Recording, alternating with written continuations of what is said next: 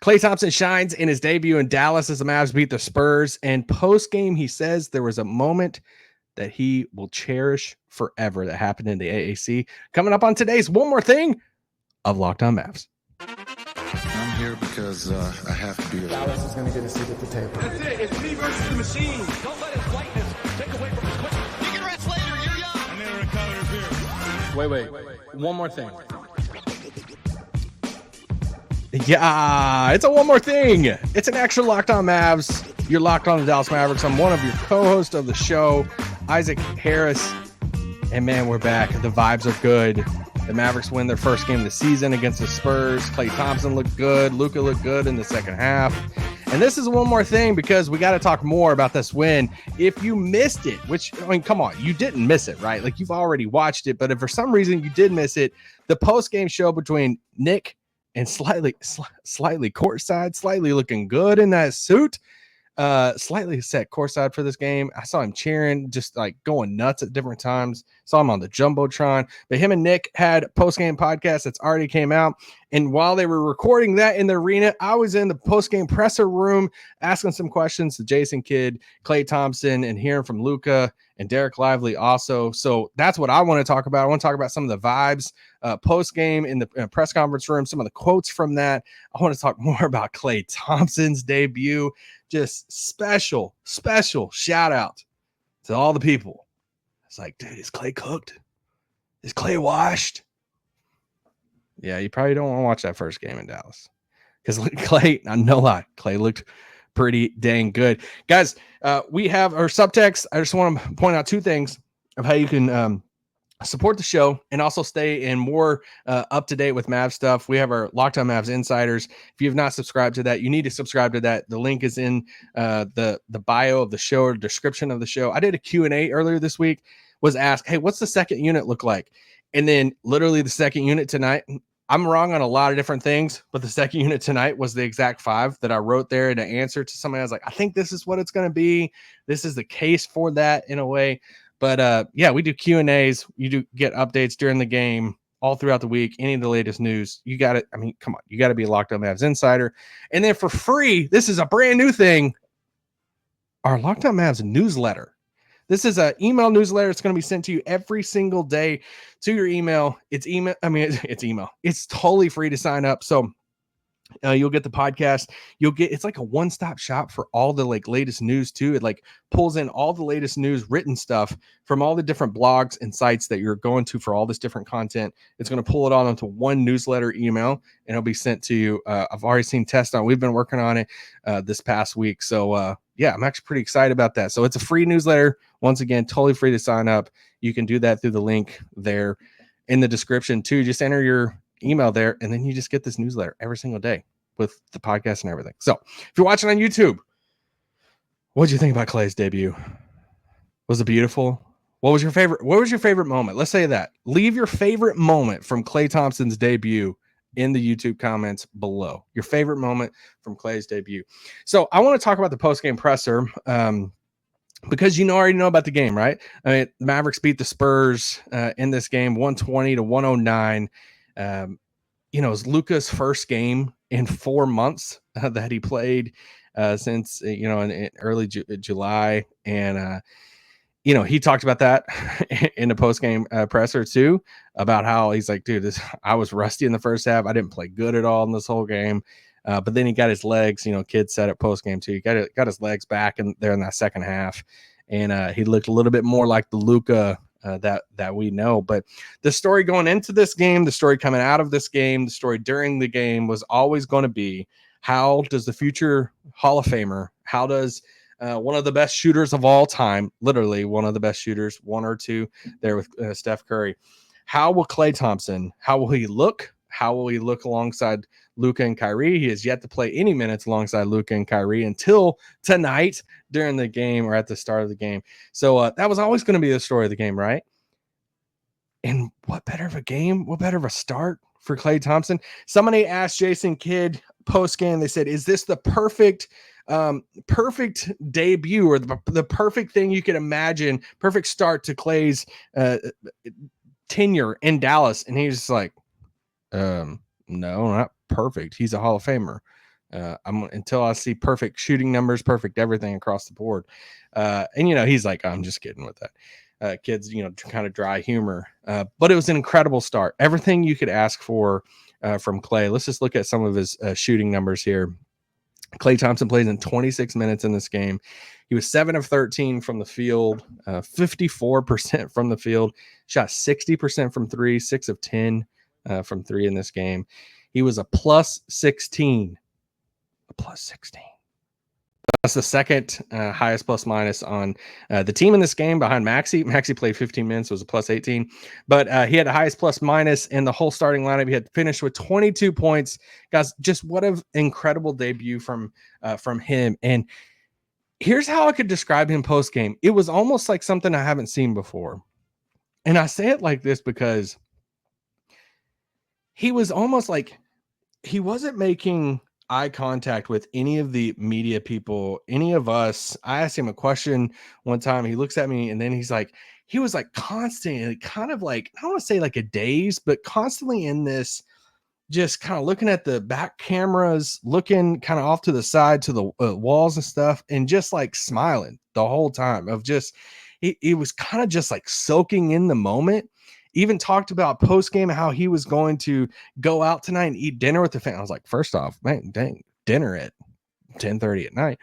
But he's like, we're gonna have dinner, with family, kind of celebrate this moment of everything we've been through together. Because remember, he's had, these catastrophic injuries that he has worked through for literally. This isn't an exaggeration, literally for years there in Golden State. He also had all the history with Golden State and winning the titles and all this stuff, and now he's on this new team. So it was just the vibe from him. The post game was just like all smiles. It wasn't like a giddy over the top, like, oh my gosh, it was just like a relief smile, just like, dude, like I'm here. Like and he loves being here. He said, I thought one of the coolest moments tonight, or somebody asked him, hey, what was that moment? What was that moment like? When you're announcing the starting lineup, you come out to, you're greeted by the Dallas fans for the first time in the regular season. And Klay said this thing. He's like, and he was like pausing and smiling. He's like, that's honest. That's a moment that I'll cherish for the rest of my life. Like, I won't forget that moment. And I was like, dang, dude, like you've won titles. You've had the OKC game 6. Like you've had all these huge moments, but just to think about from his perspective in his career. And he's like, when I came out and the roar of the crowd, he's like, the roar of the crowd from the AAC and from Mavs fans will be something I'll cherish for the rest of my life. And it's like, dude, Mavs fans are so excited for him to be here. And honestly, I'm not kidding you. I think he's just as excited to be here. And I don't think you see that very often with players. A lot of times it's like players is like, hey, let me get that check. Let me just play ball. And like, he seems like he's just so happy to be here. And I think that is like so cool. It's so cool for a Mavs fan to see him like kind of reciprocating it back. And man, he played so well tonight, right? Like, just him hitting the threes when he did, I was like, oh, thank God. Like that corner three, his first three, regular season 3 here in Dallas, him coming off the screen, off the inbounds pass. It's like off the, he's kind of like moving sideways, kind of like JJ Redick-esque. And he drains that 3, hits the jumper there for his first bucket, a little bit before that. And he has 6 threes in a game. This is a record for a player who's debuted in Dallas. And, he's like, hey, anytime you can break a record and be the first to do something, I'm always going to cherish that. I think that's awesome. So I just think I want to talk about another angle of Klay's play tonight, but the shot making, him getting into the paint, just him with the ball in his hands, it provided so much spacing on the floor. That moment where there was one play that we all remember in this game, that Luka, he hits Klay Thompson and he's wide open. Okay. It's kind of near the top of the key. He's so wide open. Klay Thompson takes the little crab dribble and, kind of resets. No one still goes out to Klay Thompson. It's Klay freaking Thompson. All right. And then Klay gets the shot off. And while he's shooting it, Luka starts heading down the floor like, hey, this is buckets. It's made. Luckily, he makes it. And I thought it was a funny moment post-game because Klay Thompson says post-game, he's like, yeah, I heard Luka was running down the floor. Thank God I made it, or else I would have made Luka look stupid. But it was a testament during the game because I was sitting next to Doyle, Kobe Beef on Twitter, and Doyle's like, I don't think I've ever seen Klay Thompson that open. And it's just a testament of like just how much gravity that a Luka, that a Kyrie, and that people have on this team. Not that he hasn't played with gravity before with Steph, but this is what we're talking about with this offense, that when they're hitting like this, especially in the second half, what did they finish in the second half for threes? I texted out at one point, or I tweeted out at one point, that they were 13 of 19 in the second half on 3-pointers. And it's like they're 13 of 21. They missed some shots there at the garbage time at the very end. But I mean, compared to the first half, like the first half happens like, dude, how many bricks are we going to throw up here? 6 of 23 from 3 in the first half. But then they turn it on the second half. And it's like, dude, they're always going to get 3-pointers. They're always going to have the space and hit the open shooters at all times here in Dallas this season. And if they're not, Luka and Kyrie and those guys are getting layups at the rim. And it's just that gravity of like, Luka gets into the paint, mohawk and all, or faux hawk, whatever we want to call Luka's hairstyle right now. We have Klay Thompson that no one's guarding on the perimeter, and he's getting this wide open 3, and Klay's hitting 6 threes in this game. Just insane. I want to talk more about some Klay stuff that I specifically asked Klay Thompson about, and something that Jason Kidd said post-game about some play outside of Klay's shooting that I thought was just incredible, and just goes into his overall debut tonight in Dallas. Coming up right after this. You don't believe you shouldn't be here. This podcast is brought to you by FanDuel. FanDuel is guys, the second Mavs game is coming up. All right. FanDuel sponsoring the podcast here. The second game of the season, we talked about some FanDuel odds going into this first game against the Spurs, and the Mavs were a -8.5. Okay, going into the Spurs game. So what did we finish at? We were a little close there, not too close, but they won by 11 in this game. So there you go. Did you cash in through FanDuel in this game? With that one, we got the Spurs coming up on Saturday. If you're confident in these numbers, if you're confident in those odds, go to FanDuel.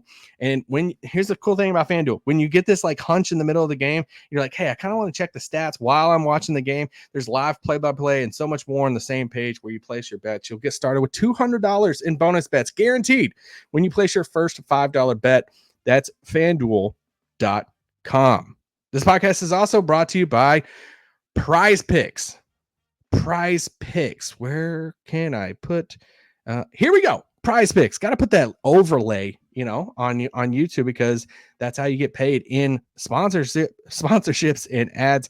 Guys, Prize Picks is another sponsor of our podcast. Been a sponsor for a super long time. And Prize Picks, here's the thing: you can now earn up to 100 times your money on Prize Picks with as little as 4 correct picks. You're like, hey, what is Prize Picks? You pick more or less on at least 2 players for a shot to win up to 100 times in your cash. It's a daily fantasy sports accessible to all. Prize Picks is the best way to get into action in sports at over 30 states, including California, Florida, Georgia, and Texas. Prize Picks is only real money daily fantasy platform with an injury insurance policy, so your lineups stay in play even if one of your players gets injured. Whew.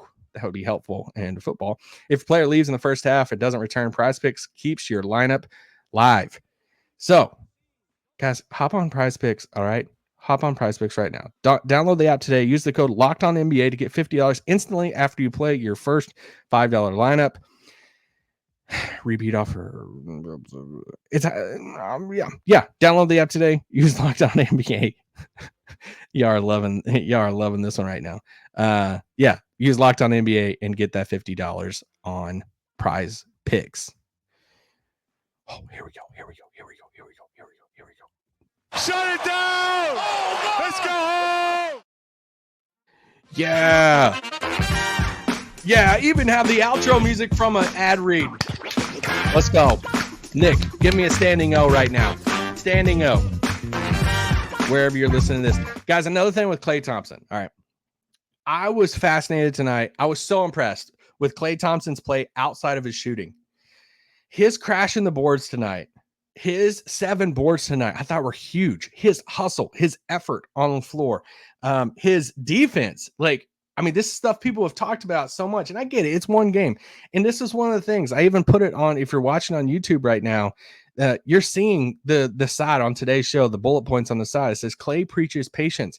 Klay was so hesitant post game. He was even asked by, I think, Dorothy Gentry, who said, great reporter, covers the Mavs, who said, hey, there's fans tweeting on Twitter, kind of exactly what I just said, about, hey, people question, him and his ability, him being washed up and different stuff. And he was like, and he kind of like smiled. He kind of did a mini tangent on why people should stay off Twitter, which is like, dude, pretty good. I agree with you. But then he's like, it's just it's one game, guys. Like, he's like, it's just chill out, like one game. Typically, people preach patience after a bad like game. Klay's out here, he knows it. He's been there, done that. He's like, guys, it's one game. Even though he's done good. It's one game. So he's out here preaching the patience with that. But I love, you look at Klay's stat line in this game. Outside of the 22 points, Klay has the 7 rebounds, and he's crashing the boards. And I thought something was really cool post game. Jason Kidd said, yeah, this is something we're asking of Klay. Like, we need this of Klay. We need the defense. We need some of the extra stuff outside the shooting. And, so many people talked about the swap out of Derrick Jones Jr. to Klay Thompson and what you're losing on defense and all the intangible stuff with Derrick Jones Jr. Well, kids, like, we told Klay Thompson, we need him crashing the boards. We need him going in for the offensive rebounds. We need him getting to the paint. If he can't get the rebound, he say, I need you to tap it out, and all of that, the Tyson Chandler. And we saw that tonight from Klay. I mean, there was a massive rebound. He pulls down one-handed, flying through the paint at one point. I'm like, dang, Klay. I leaned over to Bobby. I was like, what a board. Like, I mean, heck of a rebound from Klay. So it's that type of stuff. And so I wanted to ask Klay. So once Klay got to the post-game presser, I was like, hey, Klay, obviously, you have your shooting, you have your points and stuff tonight. And I said, told him what Jason Kidd talked about, how they wanted him to crash the paint. I was like, how much pride do you take in the non-shooting part of your game? And I love Klay's answer because he starts smiling. He's like, man, I take so much pride in being a two-way player.